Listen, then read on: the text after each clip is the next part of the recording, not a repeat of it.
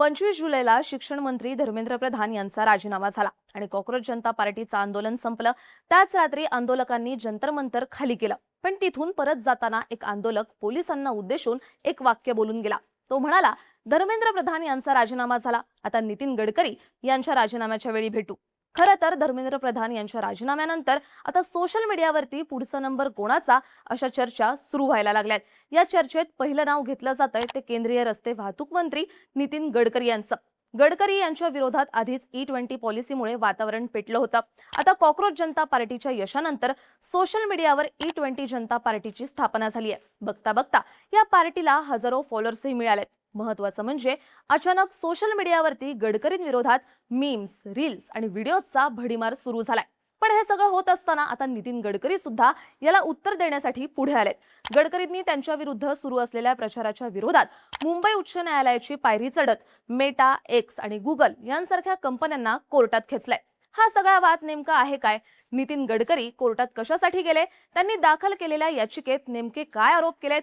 गडकरी यांच्या बाजूने कोणते दावे मांडले जात आहेत समजून घेऊया या व्हिडिओच्या माध्यमातून।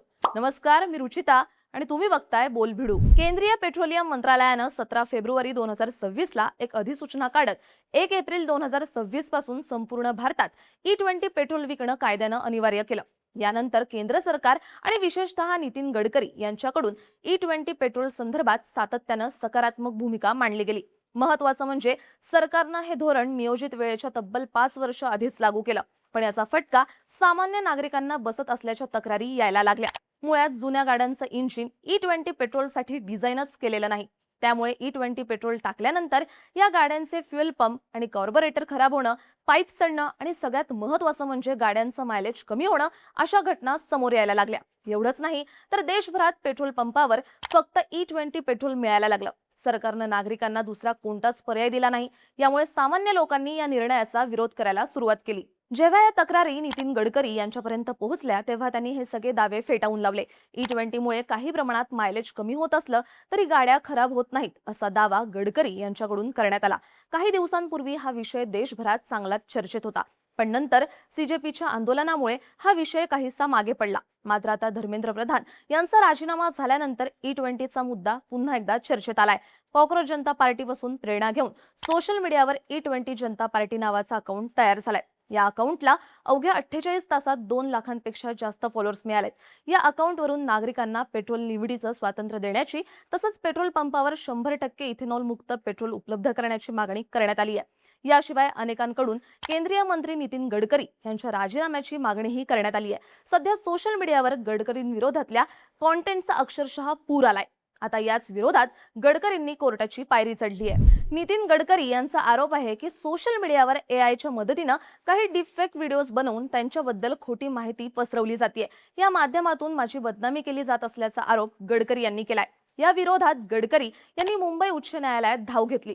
गडकरी यांनी 27 जुलैला उच्च न्यायालयात एक दिवाणी खटला दाखल केला। त्यांनी या प्रकरणात फक्त व्हिडिओ बनवणाऱ्या अज्ञात लोकांनाच नाही तर YouTubeची मालकी असलेलं गुगल, फेसबुक आणि Instagramची मालकी असलेलं मेटा आणि एक्स सारख्या टेक कंपन्यांनाही आरोपी केलाय। या प्रकरणी इलेक्ट्रॉनिक्स आणि माहिती तंत्रज्ञान मंत्रालय व दूरसंचार मंत्रालयाला प्रतिवादी करण्यात आले। गडकरी यांचं म्हणणं आहे की सोशल मीडियावर पब्लिश केले जात असलेले अनेक जोक्स आणि मीम्स बदनामीकारक आणि दिशाभूल करणार आहेत। गडकरी म्हणतात की सोशल मीडियावरती त्यांना खोट्या पद्धतीने इथेनॉल ब्लेंडेड पेट्रोल प्रोग्राम आणि E20 उपक्रमाशी जोडलं जात आहे। गडकरींचा युक्तिवाद आहे की हे काम पूर्णपणे पेट्रोलियम आणि नैसर्गिक वायू मंत्रालयाच्या नियंत्रणाखाली आहे। यामध्ये त्यांच्या मंत्रालयाची कोणतीही भूमिका नाही, पण सध्या सोशल मीडियावर गडकरी यांचे अनेक जुने व्हिडिओ व्हायरल होत आहेत। एका व्हायरल व्हिडिओत गडकरी स्वतः म्हणतात की काल रात्री 8 वाजता मी एका महत्त्वाच्या फाईलवर सही केली। 100% इथेनॉलचे नियम बनवून त्याला कायदेशीर प्रक्रिया देणाऱ्या फाईलवर मी सही केली आहे। टोयोटा, मारुती सुझुकी, हिरो या कंपन्या 100% इथेनॉलवर चालणाऱ्या गाड्या लॉन्च करतायत। गडकरी यांच्या याच व्हिडिओचा संदर्भ देत सोशल मीडियावर त्यांना टार्गेट केलं जात आहे। नितीन गडकरी यांच्या वतीनं वकील संदीप S लड्डा यांनी न्यायालयात बाजू मांडली। त्यांनी स्पष्ट केलंय की या खटल्याचा उद्देश जनतेला चर्चा किंवा टीका करण्यापासून रोखणं हा अजिबात नाहीये। याचिकेत म्हटले की नितीन गडकरी यांना त्यांच्या सरकारी धोरणांवरच्या किंवा पदाशी संबंधित टीकेवरती बंदी घालायची नाही, पण समोर आलेले व्हिडिओ हे खोटे, अपमानास्पद आणि अत्यंत मानहानिकारक आहेत।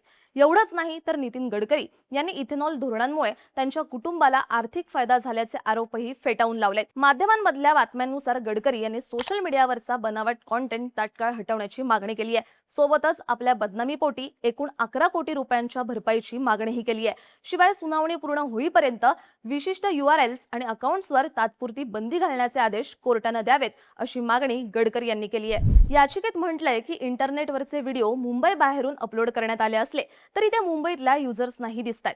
हायकोर्टाच्या मूळ कार्यक्षेत्राबाहेरच्या विषयात खटला चालवण्यासाठी न्यायालयाची विशेष परवानगी लागते, जी कोर्टानं मंजूर केली आहे। याशिवाय गडकरी यांच्या परवानगीशिवाय त्यांचा चेहरा, आवाज आणि नाव वापरून डीपफेक व्हिडिओ बनवले गेले। हे व्यक्तिमत्व आणि प्रसिद्धीच्या हक्काचं उल्लंघन असल्याचं म्हटलं गेलंय।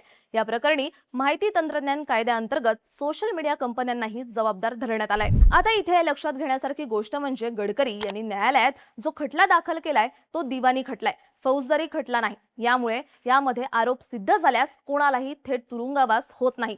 तरी नितीन गडकरी यांनी त्यांच्या याचिकेत 11 कोटी रुपयांची नुकसान भरपाई मागितली आहे। त्यामुळे आरोप सिद्ध झाल्यास न्यायालय जबाबदार असणाऱ्यांना किंवा सोशल मीडिया प्लॅटफॉर्म्सना गडकरी यांच्या इमेजचं नुकसान केल्याबद्दल आर्थिक भरपाई देण्याचे आदेश देऊ शकतं। न्यायालयानं आरोप ग्राह्य धरल्यास फेसबुक, YouTube, X यांसारख्या सोशल मीडिया प्लॅटफॉर्मवरून सगळे डीपफेक व्हिडिओ, रील्स, मीम्स आणि मानहानिकारक पोस्ट कायमच्या हटवण्याचे आदेश दिले जातील। तसंच संबंधित व्यक्ती किंवा कंपन्यांना भविष्यात नितीन गडकरी किंवा त्यांच्या कुटुंबाविरुद्ध अशा प्रकारचा कोणताही खोटा व बनावट मजकूर इंटरनेटवर पब्लिश करण्यास कायमची बंदी घातली जाऊ शकते। थोडक्यात काय तर आता नितीन गडकरी यांनी सोशल मीडियावर त्यांच्या विरुद्ध सुरू असलेला प्रचार चांगलाच गांभीर्याने घेतलाय। या विरोधात त्यांनी कोर्टात खटला दाखल करून बदनामी थांबवण्याची मागणी केली आहे। आता कोर्टात त्यांच्या खटल्यावर लवकरच सुनावणी होणार आहे। त्यानंतर त्यावर कोर्टाकडून काय निकाल दिला जातो याकडे सर्वांचं लक्ष लागलंय। पण या सगळ्याबद्दल तुमचं मत काय आहे? नितीन गडकरी यांच्यावर होत असलेल्या टीकेबद्दल आणि त्यांनी दाखल केलेल्या याचिकेबाबत तुमचं मत आणि प्रतिक्रिया आम्हाला कमेंट करून सांगा। आणि माहितीपूर्ण व्हिडिओसाठी बोल भिडूच्या YouTube चॅनलला सबस्क्राईब करायला विसरू नका।